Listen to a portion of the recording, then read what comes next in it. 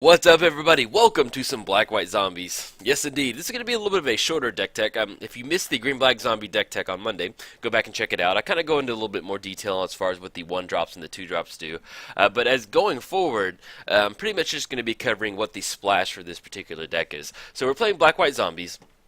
And one of the things that we're doing is we have 3 Fatal Pushes. We're also running 2 copies of Path to Exile.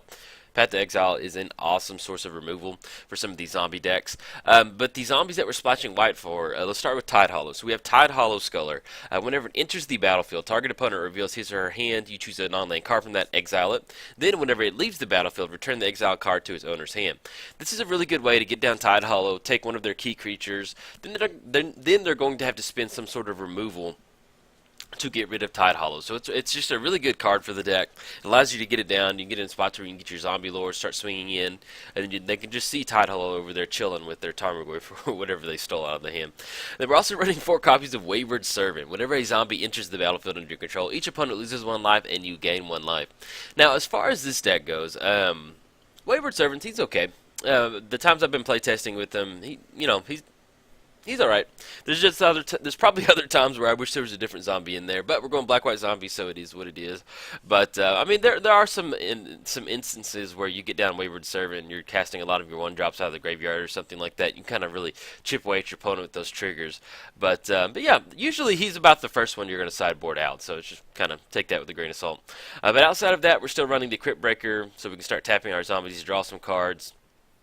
We do have Dread Wonder, Gravecrawler, Fatal Push. We have the Blood Scrivener. If you draw a card while you have no cards in hand, instead draw 2 cards and lose 1 life. Pretty good on that one in interaction with the Cryptbreaker. Lord of the Accursed, zombies get +1/+1, then 2 mana, tap, all zombies gain menace until end of turn. And then we're also running Death Baron. Skeleton creatures you control and zombie creatures you control get +1/+1 and have Death Touch. So, like I said, if this was a little bit quicker than a deck tech for you, go back and check out my Green-Black zombie deck tech on Monday.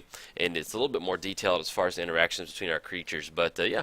Cover that up. Then as far as your sideboard goes, once again, it's completely dependent upon your meta, but it allows us to kind of splash for a little bit more removal with more Path to Exile.